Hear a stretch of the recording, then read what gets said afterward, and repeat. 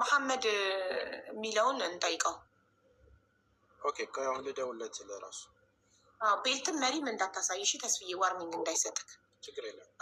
አሁን እንደ ድሮ ለሆስቱ አይደለም የሚሰጠው፣ ለራሱ ለገስቱ ነው የሚሰጠው።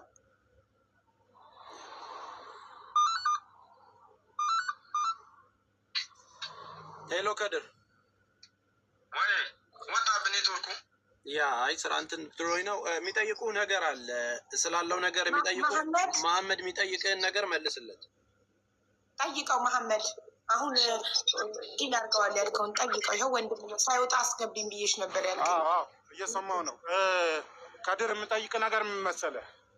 ከኮሚቴው ጋራ መጀመሪያ ዲል ያደረጋችሁት ነገር አለ። የቀረው 2 ሚሊዮን ሪያል ከገባ በኋላ የቀረው ብር ለነሱ እንደሚሆን ቃል ገብታችኋል። የቀረው ብር ለነሱ ተሰጥቶ እሷ ብቻ እንድተርፍላችሁ በወቅቱ የተናገራችሁት ነገር አለ። እሱ ነገር ምንድን ነው?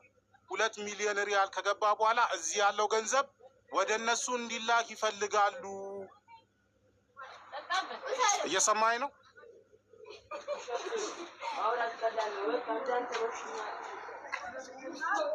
ይሰማል? አቡ ይሰማል።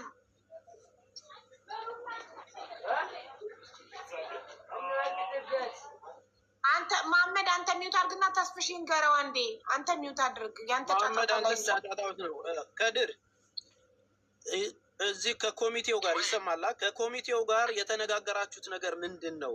እኛ ብሩን ተሰብስቦ ከገባ በኋላ የቀረውን ብር ለእኛ ይሆናል ብለዋችሁ ነበር። ያንን ነገር አስረዳ፣ የምታውቀውን ነገር ማለት ነው።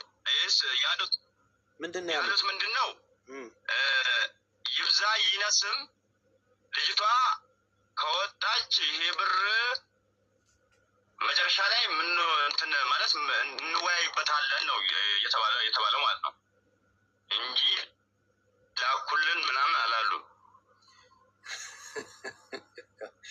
አያቻለ እንወያይበታለን። አያው እዚህ ጋር ነው ቴክኒክ ያለው። ስለዚህ አሁንም ሀቡ ይሄ ኮሚቴ ይኸውልሽ ይህንን ነገር ነው። አሁንም ቆየ ማሜ ኮሚቴው እዛ ያለው ኮሚቴ ህጋዊ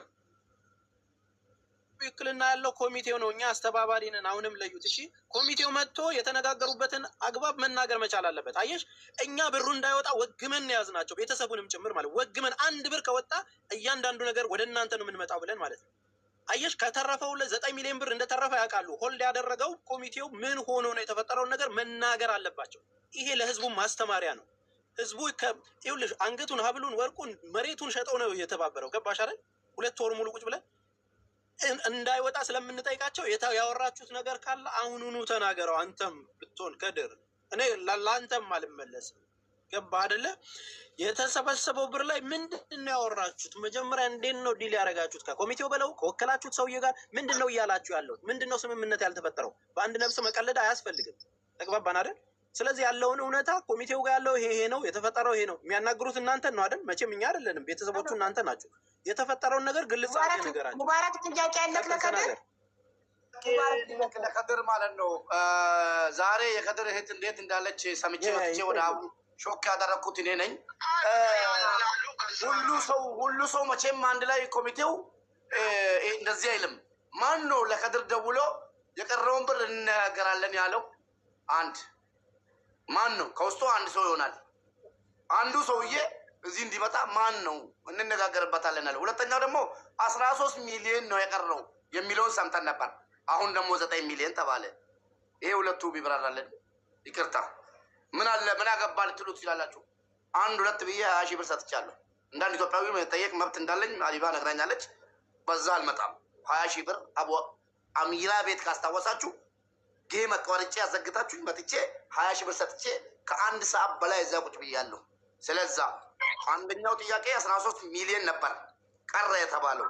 ሁለተኛው ደግሞ ማን ነው ግለሰቡ ሁሉ ኮሚቴ እንዲጠፋና እርዳታ የሚባለው ተቦክቶ ሁሉም ሰው ስሙ እንዲጠፋ አልፈልግም።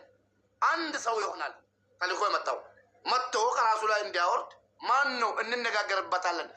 ህዝቡ ያወጣውን ብር እንነጋገርበታለን ያለው ሰውዬ ማን ነው? ገብቶሻል? አቢባ ካልገባቸው ስለምትረጂን ጠይቅልኝ። ይሄ ሁለቱ ጥያቄ ኃላፊነቱን የሚወስድ አካል መኖር አለበት። ይህንን ቃል እንነጋገርበታለን። የተረፈውን ብር ያለው ማን ነው?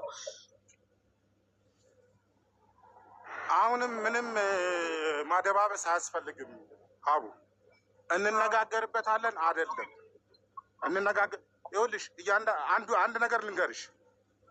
መጀመሪያ ወደ ባንክ ራጂ ብቻ ነበር የሚገባው።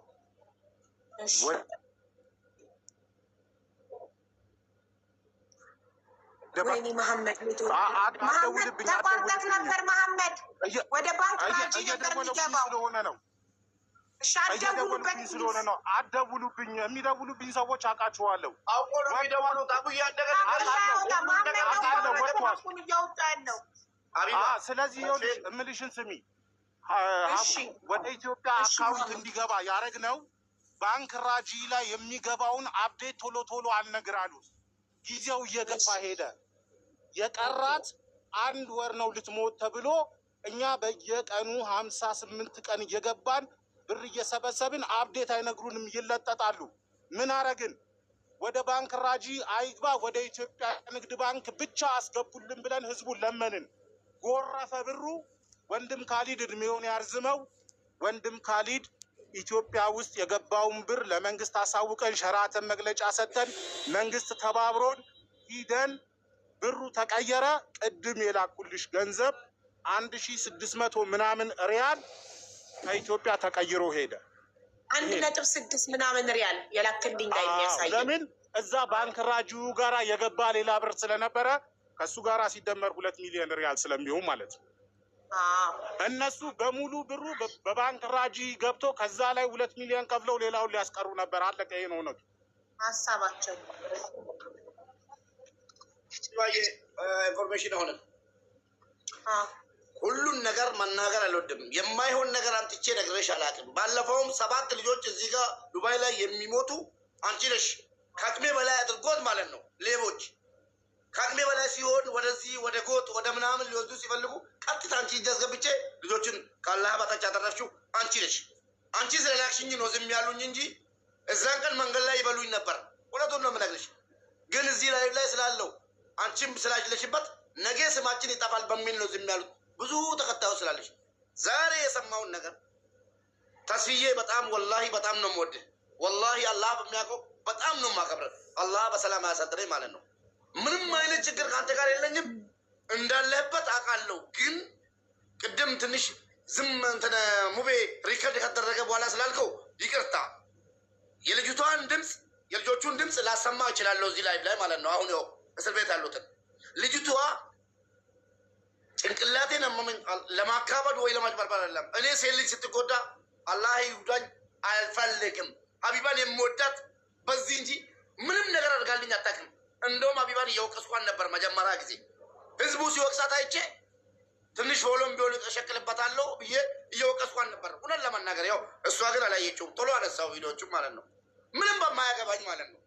ትንሽ ፎሎ ነገር ይጨምርልኛል ብዬ ነው ድሮ ማለት ነው። ገባክ?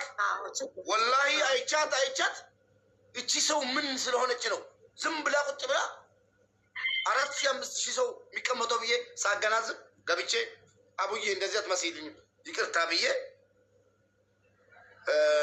እህቴ ያደረኳት ማለት ነው። ብዙ ነገሮች ያለው የዛሬውን ቤቴ ላይ ባነሳ ባሰማ ላይ ገብቼ እዛኔ ሁሉ ወደ ሌላ ነገር ስለሚጎተትብኝ ሁሉም ኢትዮጵያዊ ቢሆን ስለሚያውቃት ብዬ ሪከርድ አድርጌ አመጣው። አንደኛው ብሩ ሰማኝ፣ ከዛ የሰማሁትም ማለት ነው ብሩ የተከፈለው 1 ሚሊዮን ብቻ ነው ተባላት። ከዛ ልጅቷ እንደ እብድ አደረቃት። ቤተሰቦቿን እና አሁን ለምሳሌ ያለችበት ቦታ ወደ ኢትዮጵያ መደወል የሚችሉ ኢትዮጵያውያን ጋር ነው ያለችው። በደንብ ተረዳኝ ተስዬ። ልጅቷ ያለችበት ቦታ ካርድ ከኔ ኢትዮጵያውያን ወላሂ የአማራ የጉራጌ የኦሮሞ ልጆች ነገ እመጣላችኋለሁ። የኢትዮጵያ ብሔር ብሔረሰቦች እርስ በራሳቸው ስልኬን እየተሰጣጡ ሙባረክ በእናትህ እናቴ ሳላናገር አንደበት እያሉኝ ብር ጨረሱብኝ። እንደውም በዚህ አጋጣሚ አቢባ የ100 ሪያል ካርድ እንደምንም ሰብስቢና ነገ አገናኝሻለሁ ወይ ደግሞ አንቺ እየሰማች ሰጣችኋለሁ። ከእስር ቤት የሚደወልበት ቁጥር ካላ ታገኛለሽ። 100 ብር መግዛት አለብሽ እና እንደተሰጣቸውን ደግሞ እውነቴን ነው የምልሽ። ለምን እየደወሉ እየተቀባበሉ እናቴ ሳላናግራት 1 ወር ሆኖኛል 6 ወር ሆኖኛል እያሉ የ50 ሪያል የ100 ሪያል እየሰጠኋቸው ዛሬ ልጅቷ ነገረችኝ ማለት ነው። አንደኛው ምን አሉ? ልጅቷ የአንድ ግማሽ እንጂ አልተከፈለላትም። ሁለተኛ ጭራሽ አልተከፈለላትም። ከና መጣችሁ። አንዷ ጭራሽ አልተከፈለላትም ስትል፣ አንዷ ደግሞ ኖ ግማሽ ተከፍሎልኛል ነው ያለችው አሉ። ከዛ በኋላ ሙባረክ በእናትህ እንድትሞት እንትን በሏት። ካሁን በኋላ ልጅቷ ዋጋ እንደሌላት ነገር ማጸኗ እንደወጣ ይቅርታ አድርጉልኝ ሴቶች። ምን ማለት ነው አልኳት ደጋግሜ። ድምፁንም ላሰማችሁ ግማሹን ለሀቢባ ይሆናል ብዬ የመጣሁት ማለት ነው።